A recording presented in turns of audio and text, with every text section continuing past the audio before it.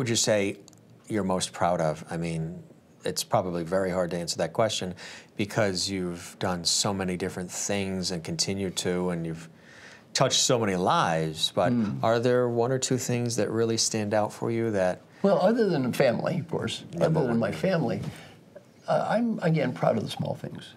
It's not the big things, and yeah, books and all that stuff's nice and all that, but the little, just the more human, small things of life that people have a little better life. And also, if I help a leader, so many people have a better life because their shadows are so long. Right. Let me finish with my best coaching advice in the world. The best coaching advice your listeners are ever going to get, and that's breathe. Imagine you're 95 years old and you're just getting ready to die. But right before you take that last breath on that deathbed, you're given a beautiful gift. The ability to go back in time and talk to the person who's listening to me right now. The ability to help that person be a better leader, more important, have a better life. What advice would that wise old person have for the you that's listening to me now? Well, whatever people are thinking now, they should do that.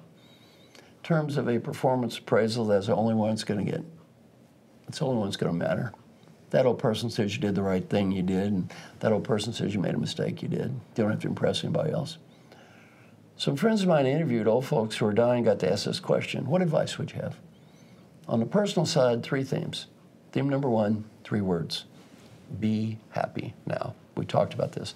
Not next week, not next month, not next year, not when I get something or other. There's no guarantees in life. Be happy now.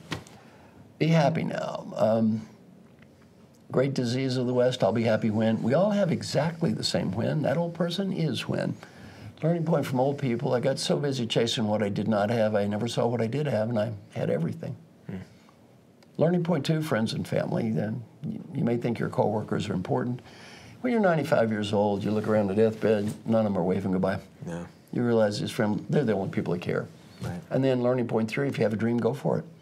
Because if you don't go for it when you're 45, you may not when you're 55, and you probably won't when you're 85. And it doesn't have to be a big one, maybe a little one.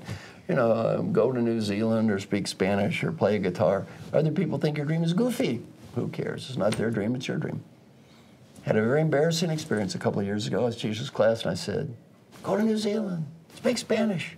The guy raised his hand, he goes, we're in Spain, you idiot. We all speak Spanish. Business advice isn't much different. Number 1, life is short, have fun. And number 2, do whatever you can do to help people. And the main reason to help people has nothing to do with money or status or getting ahead. It's the old person will be proud of you because you did and disappointed if you don't. And the final is also saying go for it. Do what you think is right. You may not win, at least you tried. Old people, we almost never regret the risk we take and fail. We all regret the risk we failed to take. So, final thing is, thank you so much for asking me to talk to you. Absolutely. Hope your listeners found our little time together useful. It was a real honor and a pleasure, Dr. Marshall Goldsmith. You've left us with a lot to think about, and I'm hoping that folks watching will connect with you because you're a wealth of resource and information and knowledge, skill, but heart and passion, and that's what it's all about, really, isn't it? Thank you. It's a pleasure. Thank you so much. Best of luck to you. Thank you. To learn more about Dr. Marshall Goldsmith, visit his Facebook page, follow him on Twitter, LinkedIn, YouTube, and be sure and visit his website, marshallgoldsmith.com. I'm Jim Masters, CUTV News.